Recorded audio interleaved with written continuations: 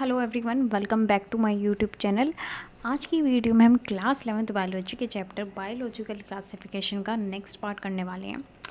तो एक बार हम जल्दी से रिवाइज़ कर लेते हैं कि अभी तक हमने इस चैप्टर में क्या क्या चीज़ें पढ़ ली हैं। तो देखिए, सबसे पहले तो हमने इस चैप्टर का नाम देखा। हमने कहा कि चैप्टर का नाम है बायोलॉजिकल क्लासिफिकेशन। हमने कहा कि भाई बायोलॉजिकल क्लासिफिकेशन, ये जो हमारा चैप्टर का नाम है, इसका मतलब क्या है। हमने कहा भाई देखो, हम इस पूरे चैप्टर में पढ़ने वाले हैं डिफरेंट टाइप्स ऑफ क्लासिफिकेशन के बारे में। कि मतलब सबसे पहले तो हमने देखा भाई क्लासिफिकेशन होता क्या है। फिर हमने कहा भाई क्लासिफिकेशन की ज़रूरत क्या पड़ी। हमने कहा भाई चीज़ों को पढ़ने के लिए हमें उन्हें क्लासिफाई करना होगा, तभी हम उन्हें ईजीली पढ़ सकते हैं। ठीक है। फिर हमने कहा भाई अलग अलग साइंटिस्ट आए, उन्होंने अपनी अलग अलग बातें रखी, अलग अलग उन्होंने तरीके बताए क्लासिफाई करने की चीज़ों को। हमने कहा भाई टू किंगडम क्लासिफिकेशन, कि टू किंगडम क्लासिफिकेशन आया, थ्री किंगडम क्लासिफिकेशन आया, four kingdom, five kingdom and six kingdom भी आया। इन सब के बारे में हमने डिटेल में बात कर ली थी। एक एक करके हमने सभी किंगडम्स के बारे में पढ़ा। हमने देखा भाई कि कौन सा किंगडम किस साइंटिस्ट ने दिया, कौन कौन से किंगडम बताए, उन किंगडम्स में किन किन ऑर्गेनिज्म के बारे में हम बात करने वाले हैं। ये सब चीज़ें हमने पढ़ ली हैं। ठीक है। उसके बाद में फिर हमने कहा भाई हम इस चैप्टर में पर्टिकुलरली फाइव किंगडम क्लासिफिकेशन को फॉलो करेंगे। मैं बता देती हूँ कि फाइव किंगडम क्लासिफिकेशन में हमें कौन कौन से ग्रुप्स के बारे में, या फिर कह सकते हैं कौन कौन से किंगडम के बारे में पढ़ना है। तो देखिए, सबसे पहला जो आता है किंगडम, वो था हमारा मोनेरा। फिर आया प्रोटिस्टा, मोनेरा, प्रोटिस्टा, फंगाई। ठीक है। अब आप कहोगे ये तो तीन ही किंगडम है, क्योंकि हम लोग ना इस वाले चैप्टर में हम इन्हीं तीन किंगडम के बारे में पढ़ेंगे। लेकिन जो हमारे आगे दो किंगडम बचते हैं, कौन से, प्लांटे,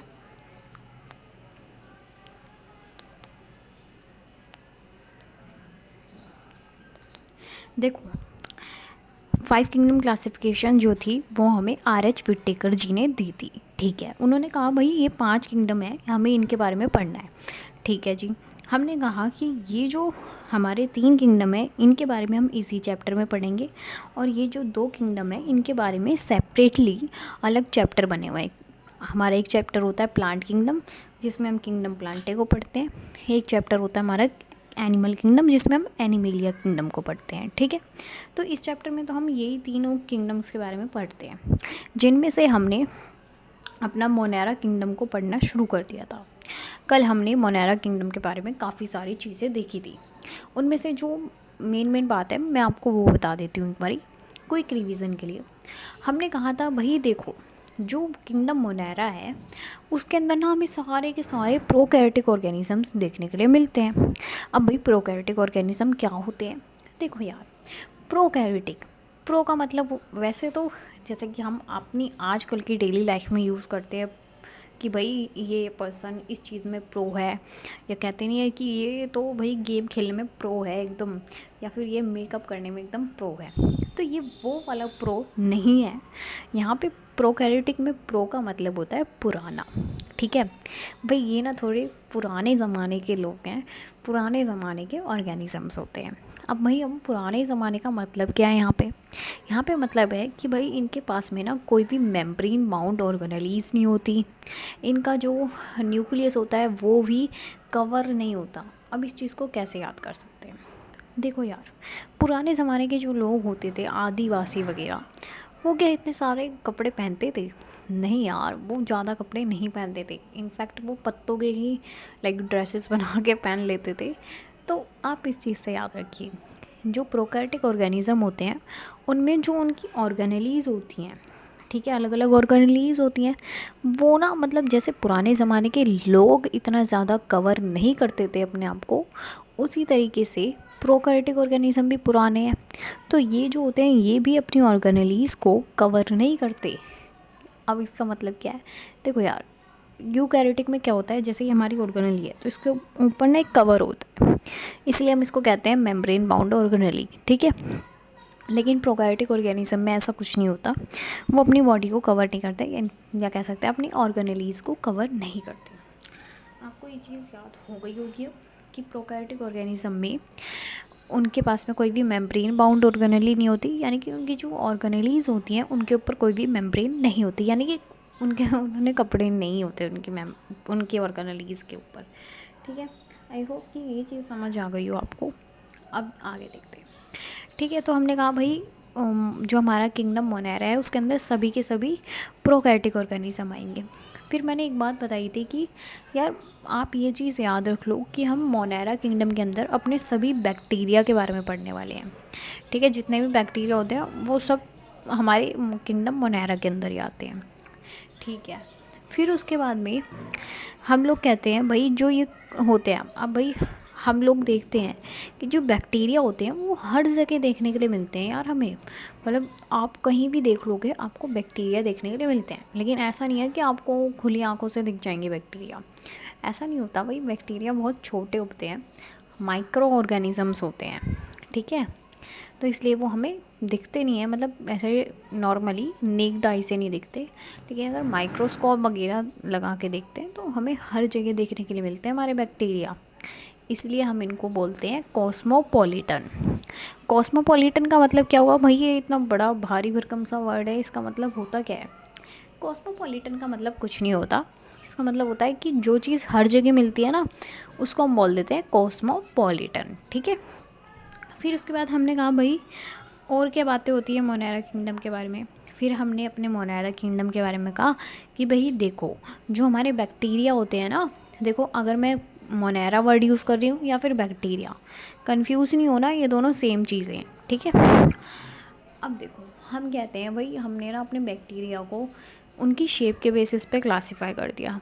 हमने ऐसे ही देखा कि भाई ये जो बैक्टीरिया हैं ये तो बड़ी अलग अलग शेप के हैं, तो हमने कहा भाई इनको क्लासिफाई कर देते हैं इनकी शेप के बेसिस पे। हमने कहा बैक्टीरिया ना 4 तरह के होते हैं, मतलब कि बैक्टीरिया की 4 तरह की शेप्स होती हैं। कौन कौन सी? कोकस यानी कि गोल शेप वाले, सर्कुलर शेप वाले, सी से सर्कुलर, सी से कोकस। ठीक है, फिर हम कहते हैं बैसिलस। बैसिलस होते हैं रोड शेप्ड, इस तरह की जो शेप होती है रोड शेप्ड।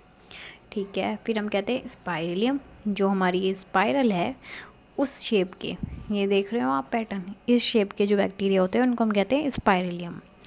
ठीक है, फिर आते हैं हमारे कोमा शेप, ऐसे करके जिनकी शेप होती है उनको हम बोलते हैं विब्रियो।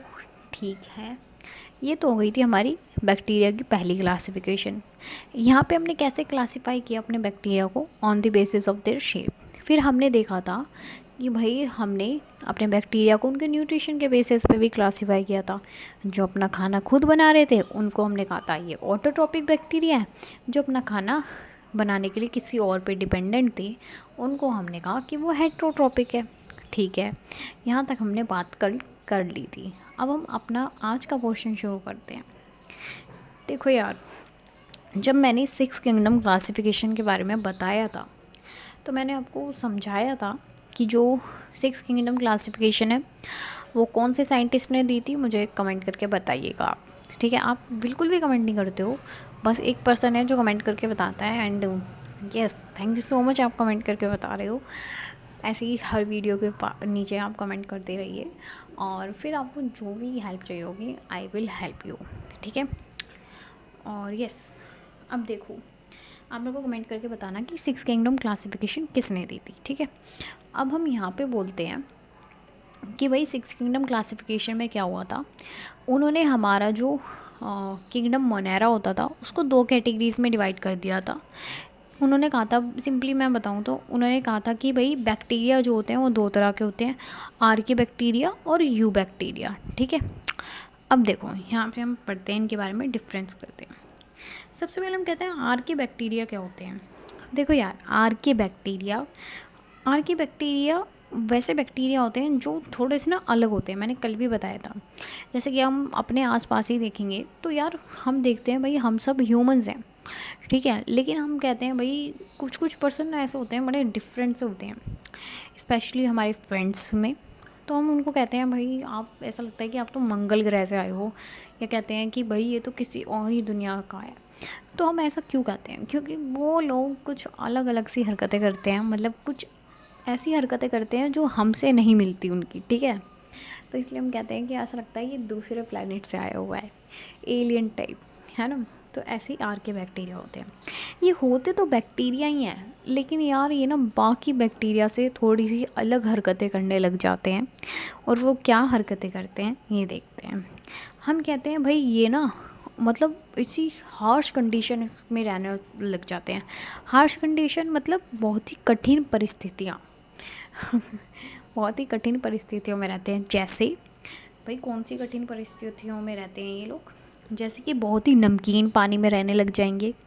भाई ऐसे पानी में रहने लग जाएंगे जो बहुत ही ज़्यादा नमकीन है, ठीक है। नॉर्मली बैक्टीरिया इतने नमकीन पानी में नहीं मिलते हैं, लेकिन ये जो आर के बैक्टीरिया है ये बहुत ही अजीब अजीब हरकतें करता है, ठीक है। बहुत अलग अलग जगह देखने के लिए मिलता है। कैसे, जैसे कि बहुत ही नमकीन पानी में देखने के लिए मिल जाएंगे, हमें मार्शी एरियाज़ में देखने के लिए मिल जाएंगे, दलदले एरिया में, ठीक है। और साथ ही में बहुत ही ज़्यादा टेम्परेचर वाली जगह पे भी देखने के लिए मिल जाएंगे। भाई जनरली अपना टेम्परेचर कितना रहता है, 30 डिग्री सेल्सियस, 35 डिग्री सेल्सियस। लेकिन ये जो आर के बैक्टीरिया होते हैं ना, ये 100 डिग्री टेम्परेचर पे भी रह लेते हैं। अब आप बताओ, भाई कर रहे हैं ना थोड़ी अलग अलग हरकतें, कर रहे हैं ना थोड़ी डिफरेंट हरकतें। तो इसलिए यार हमने कहा भाई ये वाले जो बैक्टीरिया है ये बड़ी अलग अलग अजीब अजीब हरकतें कर रहे हैं, तो इनको ना हम अलग ही ग्रुप में रख देते हैं। और उस ग्रुप का नाम हमने रख दिया आर के बैक्टीरिया, ठीक है। अब हम कहते हैं आप खुद सोचो, जो इंसान बाकी सबसे थोड़ी अलग अलग हरकतें कर रहा है, तो यानी कि उसके पास में कुछ तो ऐसा है, भाई कुछ तो ऐसा है जो उसको ये अलग हरकतें करने के लिए मजबूर कर रहा है। अब वो क्या है, देखो यार आप एक बात बताओ, आप क्या ज़्यादा गर्म खाना खा सकते हो? नहीं खा सकते ना। मतलब एक आपकी भाई कह सकते हैं कि आपकी सहने की एक क्षमता होगी। जैसे कि मान लीजिए आपके पास में एक आप चाय पी रहे हो, ठीक है। आपको चाय दी गई है, तो आप क्या मतलब बिल्कुल ऐसे चाय आपके मतलब बिल्कुल उतारी गैस से चाय और आपको दे दी, आप पी लोगे? नहीं पी पाओगे यार। मतलब थोड़ी सी ठंडी करोगे 1-2 मिनट एटलीस्ट और फिर पियोगे। वहीं पे एक और बंदा है, वो क्या कर रहा है भाई, जो चाय मतलब अभी बनी रही है वो उसी में से कैसे चाय पीने लग गया। अब आप बताओ, कर रहा है ना थोड़ी अलग हरकतें। तो भाई आप कहोगे भाई ये तो थोड़ी अलग हरकतें कर रहा है, तो आप सोचोगे भाई ऐसा क्या है इसके पास जो ये इतनी गर्म चाय पी रहा है। होगा ना कुछ तो अलग होगा उसके पास कि भाई उसका मुंह नहीं जल रहा। तो इसी तरीके से ना हमने दिमाग लड़ाया, हमने कहा भाई ये जो बैक्टीरिया हैं ये बाकी बैक्टीरिया से अलग हरकतें कर रहे हैं, इनके पास में ऐसा क्या है जो ये इन्हें ये सब करने दे रहा है। भाई कोई चीज़ मतलब 100 डिग्री टेम्परेचर में रह रही है, उसे मर जाना चाहिए था, लेकिन नहीं यार वो ज़िंदा है, वो सर्वाइव कर रही है वहाँ पे। तो ऐसा क्या है जो इसकी बॉडी को, हमारे यहाँ के बैक्टीरिया की बॉडी को बचा रहा है, इतनी गर्मी में भी, इतने हाई टेम्परेचर में भी उसको ज़िंदा रहने दे रहा है, ऐसा क्या है। तो हम कहते हैं यार इनकी जो सेल वॉल होती है वो थोड़ी सी डिफरेंट होती है बाकी बैक्टीरिया से। हमने देखा था जब हमने सेल चैप्टर पढ़ा था, तो हमने कहा था जो बाकी बैक्टीरिया होते हैं ना जितने भी, उनकी सेल वॉल बनी होती है पेप्टिडोग्लाइकन की, ठीक है। जो हमारे बैक्टीरिया होते हैं उनकी सेल वॉल बनी होती है पेप्टिडोग्लाइकन की। लेकिन ये जो आर के बैक्टीरिया होते हैं इनकी यार सेल वॉल में ही गड़बड़ी होती है जो इनको अलग बनाती है। इनकी सेल वॉल बनी होती है स्यूडोम्यूरिन की, ठीक है। इस चीज़ को हमें याद करना है, इनकी जो सेल वॉल होती है वो स्यूडोमरीन की बनी होती है। अब हम कहते हैं यार प्लाज्मा मेम्ब्रेन में भी थोड़ी गड़बड़ी है। जब हमने सेल चैप्टर पढ़ा था तो हमने कहा था भाई जो जनरली नॉर्मली सेल वॉल होती है वो बाइलिपिड होती है, यानी कि यार लिपिड की ऐसे 2 लेयर होती है, लिपिड की ऐसे 2 लेयर्स होती हैं, एक ये ऐसे करके 2 लेयर होती है लिपिड की। तो इसको ना हम बोलते हैं बाइलिपिड, इसको हम बोलते हैं बाइलिपिड लेयर, जो कि नॉर्मल कंडीशंस में मिलती है। लेकिन ये जो आर के बैक्टीरिया होते हैं इनके पास में होती है मोनोलिपिड लेयर, यानी कि सिर्फ ऐसी। बताओ इसके पास में मोनोलिपिड लेयर है। तो अगर क्वेश्चन आता है कि आर के बैक्टीरिया में ऐसा क्या है जो बाकी बैक्टीरिया से उन्हें डिफरेंट बनाता है, तो हम कहते हैं इनके अंदर जो सेल वॉल होती है वो स्यूडोम्यूरिन की बनी होती है और जो प्लाज्मा मेम्ब्रेन होती है वो मोनोलिपिड लेयर होती है, ठीक है। आई होप कि यहाँ तक चीज़ें क्लियर होंगी। अब हम कहते हैं जो चीज़ मैंने अभी आपको बताई, अब हम उसे एक बारी दोबारा से पढ़ते हैं। यार हमने कहा आर्के बैक्टीरिया ना 3 तरह के होते हैं। एक तो वो होते हैं जो मार्शी एरियाज़ में मिलते हैं, यानी कि जो दलदले कीचड़ वाले एरिया में देखने के लिए मिल जाते हैं, ठीक है। इनको हम नाम देते हैं मिथेनोजेंस। अब हम इन्हें मिथेनोजेंस क्यों कह रहे हैं?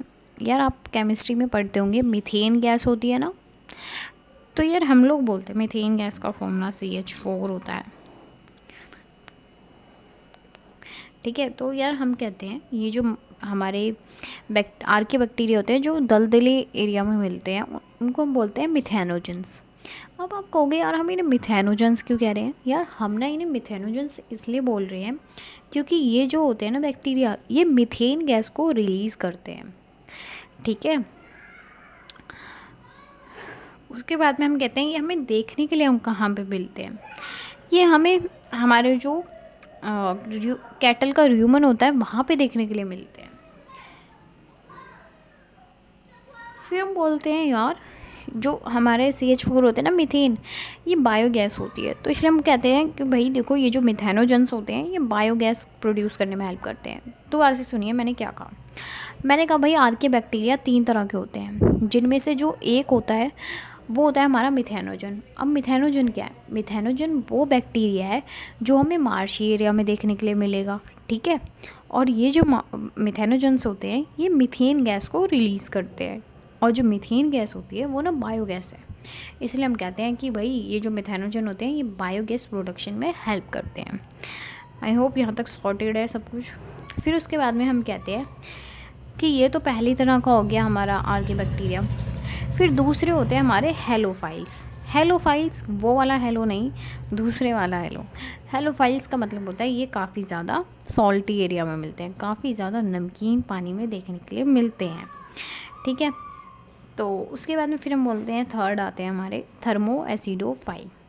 नाम से पता लग रहा है थर्मो का मतलब होता है टेम्परेचर से रिलेटेड चीज़, ठीक है। थर्मो एसिडोफाइल्स ये जो होते हैं ये हमें हाई टेम्परेचर पे देखने के लिए मिलते हैं, यानी कि बहुत ज़्यादा जब टेम्परेचर होता है तो हमें आर्के बैक्टीरिया देखने के लिए मिलते हैं।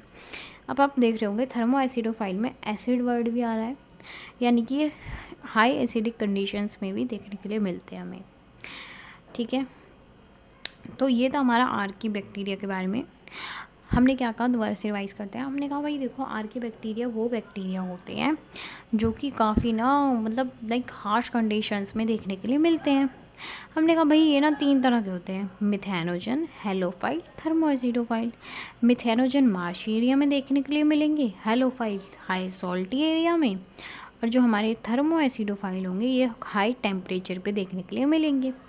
हमने कहा भाई जो आर्के बैक्टीरिया होते हैं उनकी सेल वॉल और प्लाज्मा मेम्ब्रेन थोड़ी सी अलग होती है। इनकी जो सेल वॉल होती है वो स्यूडोम्यूरिन की बनी होती है, और जो इनकी प्लाज्मा मेम्ब्रेन होती है वो मोनोलिपिड लेयर होती है, ठीक है। तो ये तो हमारा आर्के बैक्टीरिया हो गया।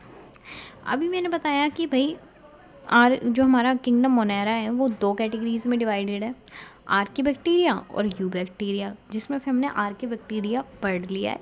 अब हम पढ़ते हैं यू बैक्टीरिया। देखो यार मैंने कल भी बताया था, यू बैक्टीरिया का मतलब होता है ट्रू बैक्टीरिया, यानी कि सच्चे बैक्टीरिया। यार ये नॉर्मल वाले हैं, ठीक है ये नॉर्मल वाले हैं, जैसे कि ज़्यादातर बैक्टीरिया रहते हैं ये वही वाले हैं। ये हम कहते हैं इनकी जो सेल वॉल होती है वो मतलब पेप्टिडोग्लाइकन की बनी होती है, जिसको हम कहते हैं म्यूरिन या म्यूरामिक एसिड भी बोलते हैं। प्लाज्मा मेम्ब्रेन बाइलिपिड लेयर की बनी होती है, जैसे कि अभी मैंने दिखाया आपको बना के। फिर उसके बाद में इस पोर्शन को भी रहने दो, क्योंकि जब आप 12th का वो चैप्टर पढ़ लोगे जेनेटिक्स में तब समझ आएगी ये चीज़।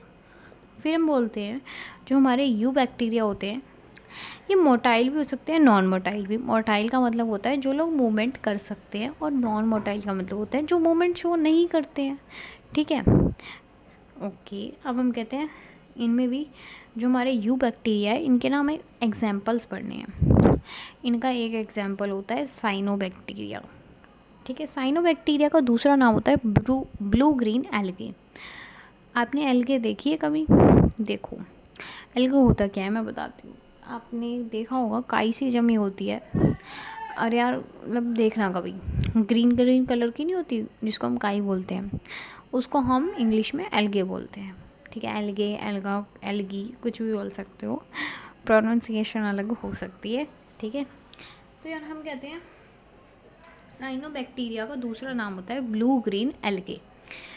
ठीक है, अब हम इसके बारे में पढ़ना शुरू करते हैं। देखो यार, साइनोबैक्टीरिया की जो सेल वॉल होती है वो काफ़ी ज़्यादा रिजिड होती है। रिजिड का मतलब क्या होता है? रिजिड का मतलब होता है कठोर। जैसे नारियल होता है ना, नारियल बाहर से कितना ज़्यादा कठोर होता है, उसको भी हम रिजिड बोलते हैं। ठीक है, हम कहते हैं भाई इसकी जो सेल वॉल होती है काफ़ी ज़्यादा रिजिड होती है, लेकिन ये इसके ना मतलब इसकी जो सराउंडिंग है वहाँ पे एक हमारे पास में कह सकते हैं कवरिंग होती है, जिसको हम कहते हैं जेलेटिनियस म्यूसिलेजिनस कवरिंग। ठीक है, मतलब यार म्यूकस जैसी चिपचिपी सी कोई लेयर होती है। ठीक है, अब हम कहते हैं इनके पास में फ्लैजुला नहीं होता है, और ये चीज़ मैं बहुत बार बता चुकी हूँ कि जो फ्लैजुला होता है ना वो हमें मूवमेंट में हेल्प करता है, या फ्लैजुला ऐसे मूवमेंट में हेल्प करता है। हम कहते हैं यार ये जो साइनोबैक्टीरिया होते हैं इनके पास में कोई भी फ्लैजुला नहीं होता है। अगर फ्लैजुला नहीं है तो यानी कि ये मूव नहीं कर सकते, और मूव नहीं कर सकते तो इनको हम कहते हैं नॉन मोटाइल। ठीक है, फिर उसके बाद में हम कहते हैं भाई ये ना हमें यूनिसेलुलर भी देखने के लिए मिल सकते हैं, यानी कि सिर्फ एक सेल से बने हुए भी मिल सकते हैं, कॉलोनी भी मिल सकती है इनकी। कॉलोनी क्या होती है? जैसे यार हमारी कॉलोनी होती है, हम लोग कॉलोनी में ही तो रहते हैं। कॉलोनी मतलब ये बहुत सारे यूनिसेलुलर सेल्स हैं, ये लोग साथ में अब रहने लग गए तो कॉलोनी बन गई भाई। ठीक है, इसको हम कह देते हैं ये कॉलोनी में भी मिल सकते हैं, और ये फिलामेंटस भी हो सकते हैं, मतलब ऐसे करके फिलामेंट्स में भी मिल सकते हैं। ठीक है, अब हम कहते हैं भाई इनका मोड ऑफ न्यूट्रिशन क्या है, मतलब ये अपना खाना वाना कैसे खाते होंगे, कैसे जुगाड़ करते हैं अपने खाने का। तो हम कहते हैं ये फोटोसिंथेटिक होते हैं, यानी कि ये फोटोसिंथेसिस करके अपना खाना बनाते हैं। अब फोटोसिंथेसिस कर रहे हैं तो यार कुछ पिगमेंट तो होंगे ही ना इनके अंदर जो फोटोसिंथेसिस करवा रहे हैं। तो हम कहते हैं इनके पास में दो तरह के पिगमेंट्स होते हैं, दो तरह के फोटोसिंथेटिक पिगमेंट होते हैं। कौन कौन से? एक तो होता है हमारा क्लोरोफिल ए, ठीक है, और दूसरा होता है हमारा फाइकोबिलिन प्रोटीन। फाइकोबिलिन प्रोटीन में दो चीज़ें आती हैं, एक होता है हमारा फाइकोसाइनिन और एक होता है हमारा फाइकोइरिथ्रिन। अब इसका मतलब क्या है कि आपको दिख रहा है फाइकोसाइनिन और फाइकोइरिथ्रिन? नहीं दिख रहा तो मैं थोड़ा हाईलाइट कर देती हूँ। फाइकोसाइनिन,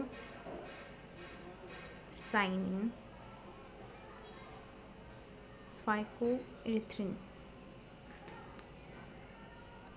अब देखो हमने अभी यहाँ पे पढ़ा कि इसका नाम ब्लू ग्रीन एल्गा होता है। भाई ब्लू ग्रीन एल्गा, तो ये ब्लू ग्रीन कलर दे कौन रहा है इन्हें? ये जो फोटोसिंथेटिक पिगमेंट होते हैं ना यही इन्हें वो ब्लू ग्रीन कलर देते हैं। कैसे? जो हमारा क्लोरोफिल ए होता है वो ग्रीन कलर देता है इसको, वहीं पे जो हमारा फाइकोसाइनिन होता है, साइनिन वर्ड जो होता है ना साइनिन, वो ब्लू कलर के लिए यूज़ होता है, और वहीं पे जो इरिथ्रिन होता है, इरिथ्रिन हमारे ब्लड के लिए यूज़ होता है। लाइक ब्लड रेड कलर का होता है तो इरिथ्रिन रेड कलर के लिए यूज़ होता है। ठीक है, तो यार समझ आया कि इसको हम ब्लू ग्रीन एल्गे क्यों कह रहे हैं, क्योंकि ये जो ग्रीन कलर है ये आ रहा है हमारा क्लोरोफिल ए से, और जो ब्लू कलर है वो आ रहा है फाइकोसाइनिन से। ठीक है, ठीक है जी। अब हम कहते हैं भाई ये हमें मिलेंगे कहाँ पे? हम कहते हैं ये हमें फ्रेश वाटर में भी मिल जाएंगे, मरीन वाटर में भी मिल जाएंगे, और ये हमें धरती की सतह पर भी मिल जाएंगे। ठीक है, अब एक चीज़ समझो, ये चीज़ वैसे हम पढ़ चुके हैं सेल चैप्टर में, सेल चैप्टर की काफ़ी सारी चीज़ें हैं इसमें, है ना, तभी तो मैंने पहले ही पढ़ा दिया था सेल चैप्टर। देखो यार हम लोग कहते हैं, हमने एक चीज़ पढ़ी थी कि जो भी मतलब अभी हमने देखा कि भाई ये लोग पानी में भी मिल रहे हैं, हमारे जो साइनोबैक्टीरिया पानी में भी मिल रहे हैं, कहा ना फ्रेश वाटर, मरीन वाटर। अब कोई चीज़ पानी में मिल रही है और वो फोटोसिंथेसिस भी करती है, तो यानी कि उसे धूप की ज़रूरत है। अगर किसी चीज़ को धूप की ज़रूरत है तो यार वो धूप वाली साइड ही तो रहेगी ना। अब एक बताओ, कोई चीज़ पानी में रहती है और उसको धूप चाहिए, तो वो क्या करेगी? थोड़ा सा दिमाग लड़ाना ज़रा।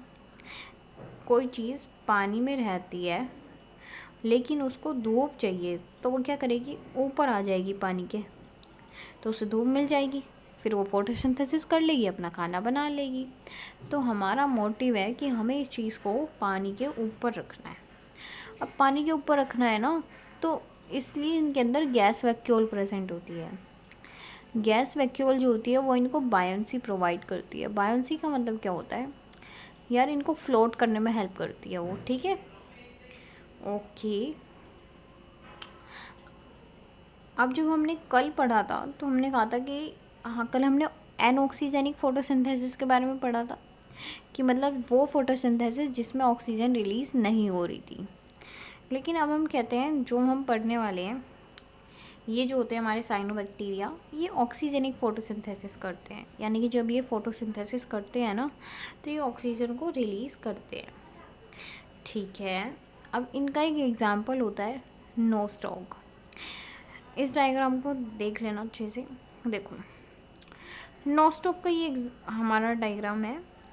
जो नोस्टॉक होती है वो एक फिलामेंटस सेल की होती है। आपको फिलामेंट्स दिख रहे हैं? ये एक फिलामेंट हो गया, ये एक फिलामेंट हो गया, ये एक फिलामेंट, ये एक फिलामेंट। हम कहते हैं कि जो नोस्टॉक होती है उसके अंदर दो तरह के सेल्स होते हैं। एक होते हैं हमारे वेजिटेटिव सेल और एक दूसरे होते हैं हमारे हेटेरोसिस्ट सेल। अब इनका काम क्या है? यहाँ से क्वेश्चन काफ़ी ज़्यादा आता है। देखो यार, जो वेजिटेटिव सेल है ना, वो तो सिंपली भाई फोटोसिंथेसिस करवा रहा है, ठीक है। वहीं पे जो हमारे हेटेरोसिस्ट सेल हैं वो नाइट्रोजन फिक्सेशन में हेल्प करते हैं, ठीक है। अब देख लेते हैं इनके कुछ एग्जांपल्स, जिनमें से एक तो हमने देख लिया नोस्टॉक, दूसरा होता है हमारा एनाबेना। और अभी हमने देखा कि नाइट्रोजन फिक्सेशन में हेल्प करते हैं। भाई अभी तो देखा कि नोस्टॉक के अंदर एक तरह का सेल होता है जिसको हम नाम देते हैं हेटेरोसिस्ट। तो यार कुल मिला के हम ये कह रहे हैं कि नोस्टॉक और एनाबेना जो होते हैं वो नाइट्रोजन फिक्सर होते हैं। नाइट्रोजन फिक्स कर रहे हैं तो नाइट्रोजन फिक्सर होते हैं, ठीक है। फिर एक होता है हमारा स्पुरुलिया। यार ये क्या होता है? ये सिंगल सेल प्रोटीन होता है। देखो मैं बताती हूँ ये होता क्या है। ये जो होता है ना यार, जब आपने देखा होगा साइंटिस्ट वगैरह जाते रहते हैं चांद पे, मतलब दूसरे प्लैनेट्स पे स्पेस में जाते हैं। सिंपली जो साइंटिस्ट होते हैं वो स्पेस में जाते हैं, ठीक है जी। अब ऐसा तो नहीं है ना कि भाई स्पेस में जाना है तो वो आज रात की उन्होंने ट्रेन पकड़ी और कल सुबह तक पहुंच गए, ऐसा नहीं होता ना। तो यार यही चीज़ होती है। उनको क्या है, उनको बहुत ज़्यादा टाइम लग जाता है। अभी अगर आपने देखी होगी न्यूज़, तो यार अभी चंद्रयान गया है अपने इंडिया से, बहुत ही प्राउड की बात है। तो यार क्या होता है कि जैसे अब चंद्रयान क्या है, तो वो लोग बोल रहे हैं कि अभी बहुत दिन हो गए चंद्रयान को गए हुए, लाइक अराउंड 5-6 दिन तो हो ही गए हैं। तो उन्होंने कहा था कि जो वो चंद्रयान है वो कब तक पहुँचेगा वहाँ पे चाँद पे, अगस्त के लास्ट में बोल रहे हैं।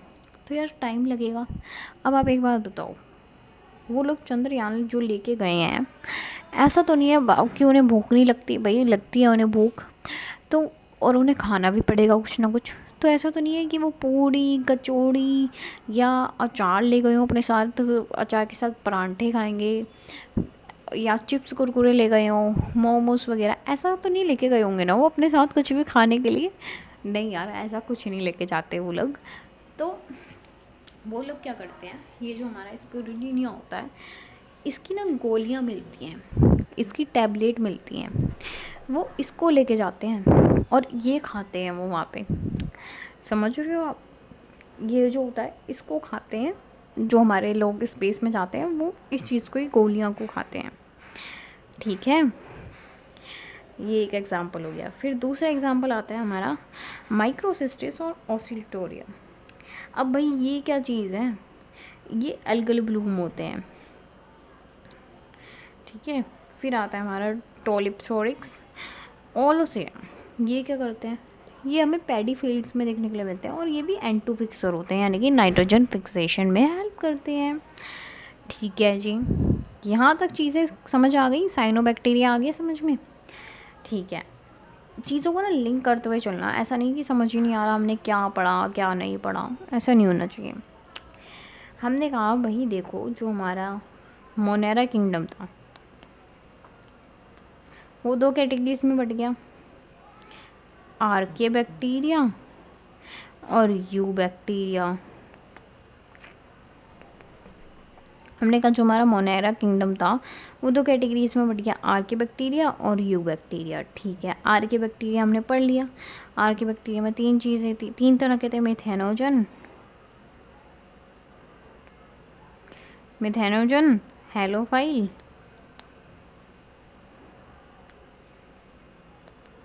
थर्मोएसिडोफाइल। ठीक है, पूरा आर्के बैक्टीरिया हमने पढ़ लिया। हमने कहा भाई यू बैक्टीरिया जो है, यू बैक्टीरिया में 2 चीज़ें पढ़नी है, साइनोबैक्टीरिया और दूसरा है हमारा माइकोप्लाज्मा, जिसमें से हमने साइनोबैक्टीरिया पढ़ लिया। अब हमें क्या पढ़ना है, अब हमें पढ़ना है माइकोप्लाज्मा। तो शुरू करते हैं। देखो यार माइकोप्लाज्मा, भाई माइकोप्लाज्मा क्या होता है यार? माइकोप्लाज्मा ना बहुत ही छोटी सी चीज़ है जिसने बहुत ज़्यादा भाई नाक में दम कर रखा है, बहुत ज़्यादा तूफान मचाया हुआ है इस चीज़ ने। यार माइकोप्लाज्मा जो होता है वो सबसे छोटा ऑर्गेनिज्म होता है, या कह सकते हैं सबसे छोटा बैक्टीरिया होता है। तो हम कहते हैं माइकोप्लाज्मा जो है वो स्मॉलेस्ट प्रोकैरियोट है या फिर स्मॉलेस्ट लिविंग ऑर्गेनिज्म है। ठीक है जी, समझ आ गई बात यहाँ पे? ये जो भी मतलब लिविंग ऑर्गेनिज्म है उनमें सबसे छोटा है हमारा माइकोप्लाज्मा। ठीक है, हम कहते हैं भाई ये इतना छोटा है तो इसमें क्या है भाई ऐसा नया जो ये इतना छोटा बन गया? भाई इसके पास में कोई भी सेल वॉल नहीं होती, समझ रहे हो आप? बाकी बैक्टीरिया के पास में होती है सेल वॉल, लेकिन जो हमारे माइकोप्लाज्मा जी हैं इनके पास में कोई भी सेल वॉल नहीं होती, इनके पास में कोई भी फ्लैजिला भी नहीं होता, यानी कि ये नॉन मोटाइल है, मूव नहीं कर सकते हैं। अब भाई हम कह रहे हैं इनमें डीएनए कैसा होता है? डीएनए ना देखो, डीएनए जो होता है, डीएनए 2 तरह का होता है, सिंगल स्ट्रैंडेड, डबल स्ट्रैंडेड। ठीक है, वैसे डीएनए हमेशा डबल स्ट्रैंडेड ही होता है। आरएनए 2 तरह का होता है, सिंगल स्ट्रैंडेड और डबल स्ट्रैंडेड। जो हमारा डीएनए है वो डबल स्ट्रैंडेड होगा। ठीक है, अब हम कहते हैं ये जो डबल स्ट्रैंडेड डीएनए है ये 2 तरह का होगा, गोल गोल सा पड़ा होगा, इसको हम कहते हैं सर्कुलर, और ऐसे ऐसे होगा तो इसको हम कहते हैं लीनियर। ठीक है, अब हम कह रहे हैं भाई हमारे इस माइकोप्लाज्मा में कैसा डीएनए है? हम कहते हैं इसके पास में डबल स्ट्रैंडेड लीनियर डीएनए मिलता है। लेकिन जो बाकी बैक्टीरिया हैं भाई उसमें ये वाला मिलता है डबल स्ट्रैंडेड सर्कुलर। तो आप देख सकते हो कि जो हमारा माइकोप्लाज्मा है ये कितना अलग है बाकी बैक्टीरिया से, है ना यार? अब ना एक चीज़ होती है, आप एक बात बताओ, आपको हल्का फुल्का सा बुखार हो गया तो आप क्या करते हो भाई? एकदम से डॉक्टर के पास अगर नहीं जा रहे हो तो आप क्या करते हो, एक ना मेडिसिन आती है पैरासीटामोल, वो खा लेते हो। अब आप एक बताओ, आपने अब आप कोई भी बाकी दवाइयाँ तो नहीं खा सकते ना ऐसे एकदम से, लेकिन आपको पता है यार फीवर हो रहा है तो पैरासीटामोल खा सकते हैं। यार देखो, हाँ, तो अब आप एक बात बताओ, अगर आपकी भाई चेस्ट में पेन हो लग जाए तो अब आप खुद नहीं खा सकते हो दवाई, ठीक है? लेकिन फीवर हो रहा है तो आप खुद खा लेते हो, कौन सी दवाई, पैरासीटामोल वगैरह खा लेते हो। ऐसा क्यों? क्योंकि यार हमें पता है हमें हल्का फुल्का बैक्टीरियल इन्फेक्शन हुआ है, ठीक है? तो हम क्या खाते हैं, वो जो पैरासीटामोल होता है वो क्यों खाते हैं हम? बाकी दवाइयाँ तो नहीं खा सकते हम लोग ऐसी, हम पैरासीटामोल इसलिए खाते हैं क्योंकि वो एंटीबायोटिक होती है। एंटीबायोटिक क्या होता है? वैसे तो हम इस चीज़ को पढ़ते हैं ह्यूमन हेल्थ एंड डिजीज़ में, जो कि 12th क्लास का चैप्टर है। लेकिन अभी थोड़ा सा समझो, एंटीबायोटिक वो होती हैं जो कि लाइक बैक्टीरिया वगैरह पे वर्क करती हैं। और वो कैसे काम करती हैं ज़रा थोड़ा सा बता दूँ? ये हमारा बैक्टीरिया है, इसके पास में ये सेल वॉल है, ये हमारा बैक्टीरिया, इसके पास में सेल वॉल है। तो ये जो एंटीबायोटिक दवाइयाँ होती हैं ना, ये क्या करती हैं, इसकी सेल वॉल को तोड़ देती हैं। इमेजिन करो ये सेल वॉल टूट गई है, ये हमारा बैक्टीरिया था, ये इसकी सेल वॉल थी। तो जो एंटीबायोटिक दवाइयाँ होती हैं ये इस बैक्टीरिया की सेल वॉल को तोड़ देती हैं, नष्ट कर देती हैं। तो फिर भाई अब जब सेल वॉल नहीं बची तो बैक्टीरिया मर जाएगा। लेकिन अब आप एक बात बताओ, बैक्टीरिया मर गया यानी कि इन्फेक्शन ख़त्म, हम हो गए ठीक। ठीक है, हम कह रहे हैं भाई ये जो माइकोप्लाज्मा है इसके पास में तो सेल वॉल ही नहीं है। ये माइकोप्लाज्मा है, इसके पास में अगर सेल वॉल ही नहीं है तो हमने एंटीबायोटिक खा ली। ठीक है, अब अगर हम अब एंटीबायोटिक खाएंगे तो क्या ये मर जाएगा? नहीं मरेगा यार।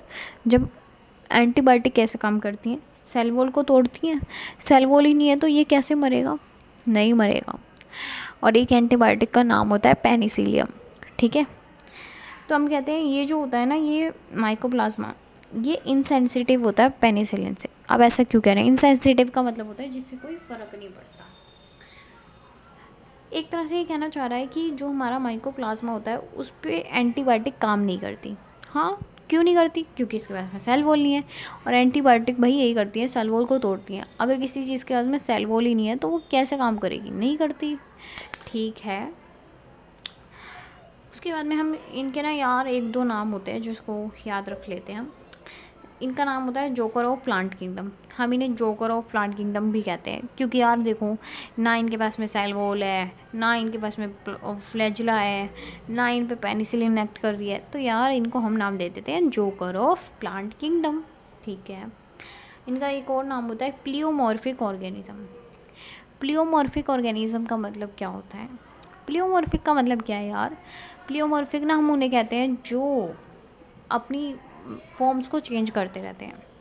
मतलब यार ये ना बहुत बदलने वाले इंसान हैं, बहुत जल्दी जल्दी चेंज होते रहते हैं। हमारी लाइफ में भी तो होते हैं ऐसे कुछ लोग जो बार बार बहुत ज़्यादा चेंज होते रहते हैं। लाइक इधर की बात उधर करते हैं, कभी कैसे रिएक्ट करते हैं, कभी कैसे रिएक्ट करते हैं। तो यार वो थोड़े दल बदलू टाइप्स होते हैं ना जो लोग, ये उन्हीं की तरह हैं। ये अपनी फॉर्म को चेंज करता रहता है, कभी इसका फ्रेंड बन गया, कभी उसका फ्रेंड बन गया, अपनी फॉर्म चेंज कर रहा है।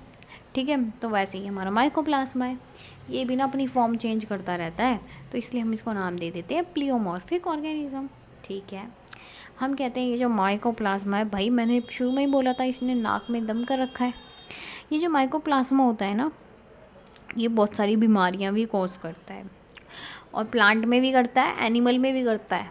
इस चीज़ को याद रख लेना, क्वेश्चन पता है कैसे आ जाएगा कन्फ्यूज़ करने के लिए।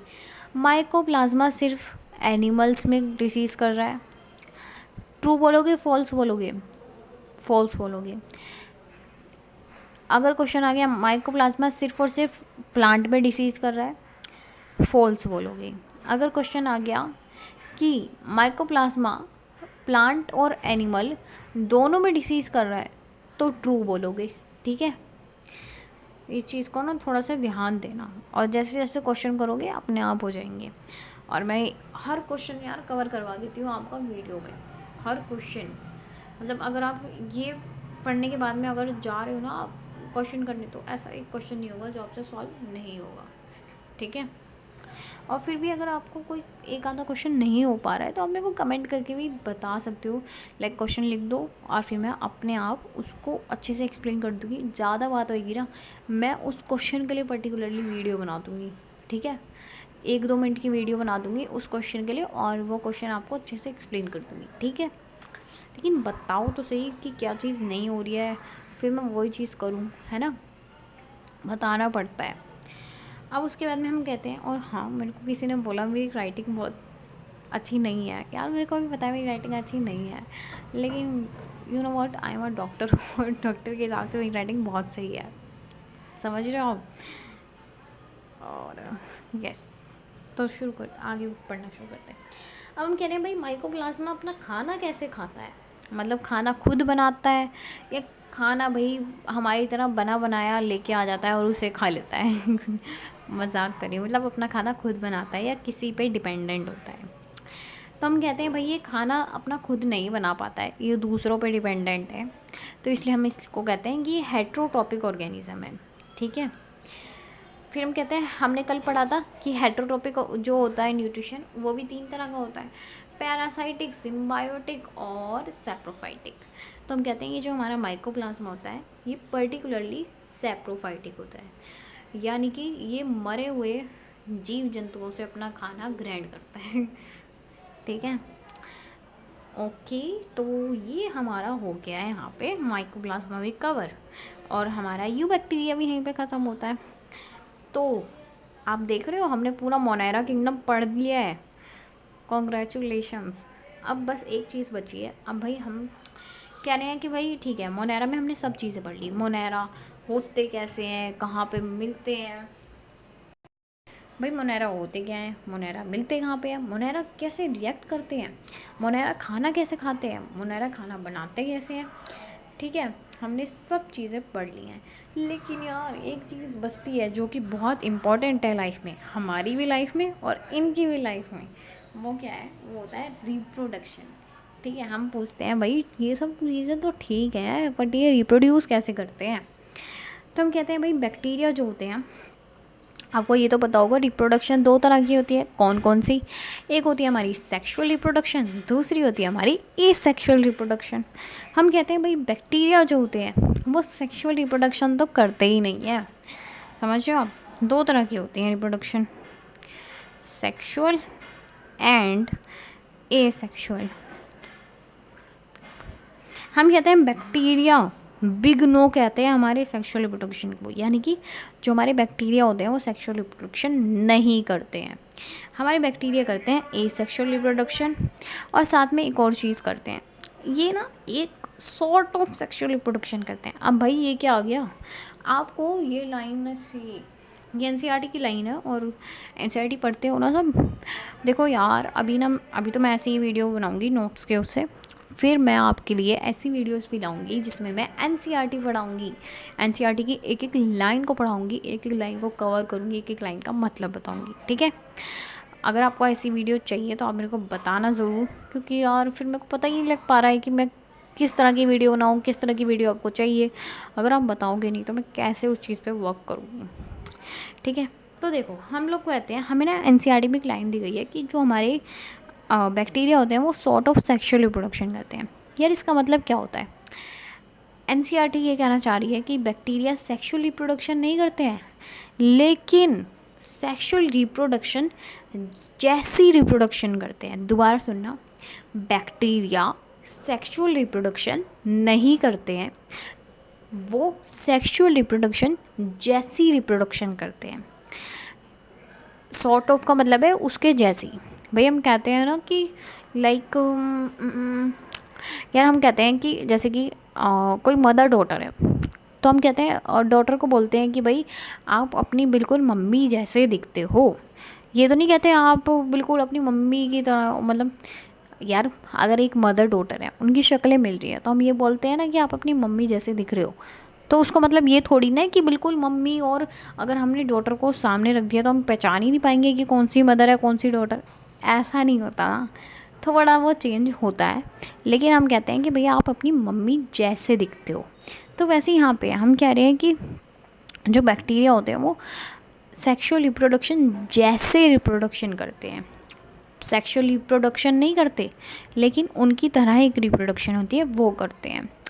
अब भाई क्या होता है, वो तीन तरह के होते हैं। ये जो हमारे सेक्सुअल रिप्रोडक्शन की तरह जो प्रोसेस है वो तीन तरह के हैं, कॉन्जुगेशन, ट्रांसडक्शन, ट्रांसफॉर्मेशन। कॉन्जुगेशन के बारे में हम पढ़ चुके हैं। कहाँ पे पढ़ा हमने सेल चैप्टर में पढ़ा है। हमने देखा था ना कि पिलाई होता है वो कॉन्जुगेशन में हेल्प करता है, बस वही। और वैसे भी ना आपको यहाँ पे इनके मतलब नहीं जानने हैं, आपको जस्ट मतलब इस लाइन को याद रखना है, ये सॉर्ट ऑफ सेक्सुअल रिप्रोडक्शन वाली। ठीक है, और एक होता है ट्रांसफॉर्मेशन। ट्रांसफॉर्मेशन में क्या होता है कि यार एक बैक्टीरिया से उसका एक बैक्टीरिया का जेनेटिक मटेरियल दूसरे बैक्टीरिया में चला जाता है, तो ये इसको हम कहते हैं कि ये सेक्सुअल रिप्रोडक्शन जैसी रिप्रोडक्शन है। ठीक है, फिर होता है एक ट्रांसडक्शन। ट्रांसडक्शन में क्या होगा कि वायरस का जेनेटिक मटेरियल बैक्टीरिया में चला जाता है। ठीक है, इनके बस नाम याद रख लो, इससे ज़्यादा नहीं अभी समझना। इन दो चीज़ों के बारे में हम पढ़ते हैं जेनेटिक्स में, 12th में पढ़ेंगे अच्छे से। ठीक है, अब हम कहते हैं ठीक है, ये तो हो गई सॉर्ट ऑफ सेक्सुअल रिप्रोडक्शन वाली बात। मैं एक बार बता दूं कि यहाँ से कैसे कैसे कैसे क्वेश्चन बनेंगे। देखो यार, आपको यार ट्रू फॉल्स असर्शन रीजनिंग ये सब क्वेश्चन आ सकते हैं। यार आपको बोल देगा कि बैक्टीरिया सेक्सुअल रिप्रोडक्शन करता है, बताओ ट्रू या फॉल्स। तो यार आपको फॉल्स बोलना है, बैक्टीरिया सेक्सुअल रिप्रोडक्शन नहीं करता है। ये बात मैं 6 बार बता चुकी होंगी अभी अभी, ठीक है। अगर क्वेश्चन आ गया बैक्टीरिया सेक्सुअल रिप्रोडक्शन जैसी रिप्रोडक्शन करता है, तो ट्रू या फॉल्स, इसका आंसर होगा ट्रू, ठीक है। फिर उसके बाद में अब भाई ये तो बात हो गई, ठीक है। हमने कहा भाई बैक्टीरिया सेक्सुअल रिप्रोडक्शन नहीं कर रहा, सेक्सुअल रिप्रोडक्शन जैसी रिप्रोडक्शन कर रहा है, ठीक है। हम कह रहे हैं ए सेक्सुअल रिप्रोडक्शन भी करता है, ठीक है। तो हम कहते हैं कि ए सेक्सुअल रिप्रोडक्शन कैसे करता है। हम कहते हैं जब वो फेवरेबल कंडीशन होती है, यानी कि जब एनवायरनमेंट बैक्टीरिया के अनुसार होता है, बैक्टीरिया की इच्छा अनुसार होता है, तब ये करता है बाइनरी फिशन। लेकिन अगर एनवायरनमेंट में थोड़ा बहुत चेंज हो गया, जो कि बैक्टीरिया जैसा एनवायरनमेंट चाहता है वैसा नहीं है अगर, तो क्या करेगा, ये एंडोस्पोर्स बना लेगा, ठीक है। अब ये फेवरेबल अनफेवरेबल का मतलब क्या है, देखो यार इस चीज़ को समझो। हमारे जैसे कि अलग अलग सीजन्स होते हैं, rainy season, winter season, summer season. तो यार क्या होता है कि हर पर्सन का एक अपना फेवरेट सीज़न होता है। किसी को गर्मियाँ पसंद है, किसी को सर्दियाँ पसंद है, किसी को रेनी सीज़न पसंद है। तो यार क्या, मुझे तो पर्सनली समर पसंद है। समर नहीं यार, ऑटम वगैरह। मुझे विंटर नहीं पसंद बिल्कुल भी। तो हम क्या कहते हैं भाई, हर पर्सन के लिए अपना एक फेवरेबल सीज़न है। अब जैसे मुझे अगर गर्मियों वाला थोड़ा मौसम पसंद है, तो मैं क्या करूँगी, गर्मियों में आराम से इंजॉय कर सकती हूँ, मतलब कुछ भी पहन सकते हैं, कुछ भी खा सकते हैं। लेकिन यार अगर विंटर आ गई तो मुझे थोड़ी थोड़ी परेशानी होनी शुरू हो जाएगी। फिर मैं क्या करूँगी भाई, ज़्यादा कपड़े पहन के रहूँगी, ज़्यादा मतलब रजाई में घुसी रहूँगी, हर वक्त बस ब्लैंकेट ओढ़े रहूँगी। तो ये आ गई है यार, ये मेरे लिए अनफेवरेबल कंडीशन आ गई, ठीक है। तो इसी तरीके से बैक्टीरिया के लिए होता है, जब भाई वो फेवरेबल कंडीशन है उसके लिए, तो वो मस्त आराम से बाइनरी फिजन कर रहा है। लेकिन फिर एक कंडीशन आ गई जब मतलब उसको जैसा इन्वायरमेंट उसको चाहिए वैसा इन्वायरमेंट नहीं है, भाई इन्वायरमेंट थोड़ा सा बदलने लग गया, तो अब ये क्या करेगा, उस टाइम पे ये जाके एंडोस्पोर्स बना लेगा। यानी कि यार ऐसे स्पोर्स होते हैं, उसके बाहर ये कवरिंग आ जाती है बहुत मजबूत सी। जैसे कि हम सर्दियों में कैसे करते हैं, अपने आप को बिल्कुल कवर कर लेते हैं, इतने सारे कपड़े पहन के, 5-6 लेयर्स पहन के, वैसे ही होता है यहाँ पे। ये हमारा स्पोर है, इसके अराउंड हमारी कवरिंग आ जाती है, इसको हम कह देते हैं एंडोस्पोर। तो यहीं पे हमारा पूरा मोनेरा किंगडम ख़त्म होता है। अब आपको क्या करना है मैं बता देती हूँ। देखो यार, अगर आप मेरे से पढ़ रहे हो ना, तो मैं सच बता रही हूँ, आपको कोचिंग की ज़रूरत नहीं है। आप विदाउट कोचिंग भी एटलीस्ट यार, मैं बायो को तो कन्फर्म कह सकती हूँ, आप मेरे से पढ़ सकते हो पूरी बायो अच्छे से। बस आपको क्या करना होगा, जो मैं बोल रही हूँ उस चीज़ को फॉलो करो। देखो ये आपने अब चैप्टर इतना पढ़ लिया यार, मैंने वो जो, अगर आप एनसीईआरटी खोल के देखोगे तो हमें शुरू में देखा है क्लासिफिकेशन के बारे में, कि भाई ऐसे ऐसे ये हमारे साइंटिस्ट आए, इन्होंने ये बताया। अगर आप एनसीईआरटी खोल के देखोगे ना, तो ऐसी एक भी लाइन नहीं होगी जो मैंने नहीं पढ़ाई होगी, या ऐसी एक भी लाइन नहीं होगी जो आपको समझ नहीं आएगी। सब कुछ पढ़ा दिया है। तो आपको क्या करना है, जहाँ तक पढ़ा दिया है उतना पार्ट जाके एनसीईआरटी से पढ़ना है, ठीक है। फिर भी अगर कोई लाइन समझ नहीं आ रही है तो आप मेरे को बता सकते हो कमेंट करके, वो लाइन लिख दो पर्टिकुलरली, मैं उसका मतलब बता दूँगी, ठीक है। उसके बाद में क्या करना है, एनसीईआरटी के जो एक्सरसाइज होती है उसके क्वेश्चंस करने हैं, ठीक है। वो क्वेश्चंस कर लिए। फिर उसके बाद में अगर आपको क्वेश्चंस और चाहिए जिसकी ज़रूरत पड़ेगी, और आपको और क्वेश्चंस करने भी चाहिए, ठीक है।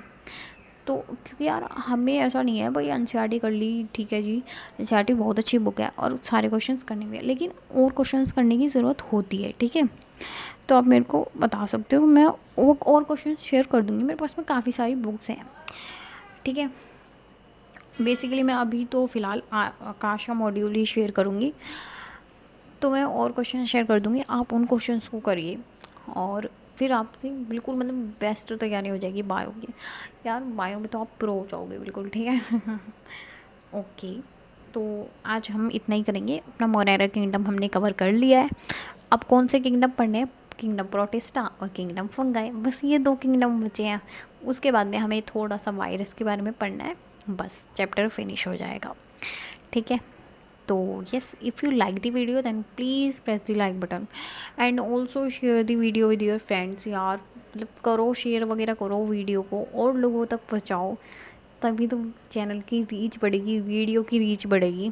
और जैसे आपको हेल्प हो रही है वैसे बाकी लोगों को भी हेल्प होगी और मुझे भी बेनिफिट होगा और आपको भी होगा। आपको कैसे होगा, मैं नई नई वीडियोस लाऊंगी, अलग अलग तरह की वीडियोस लाऊंगी और एफर्ट्स डालूंगी। ठीक है, और उसी के साथ में प्लीज़ यार वीडियो के नीचे कमेंट करके बताया करो कि क्या समझ आया, कितना समझ आया और क्या चाहिए आपको।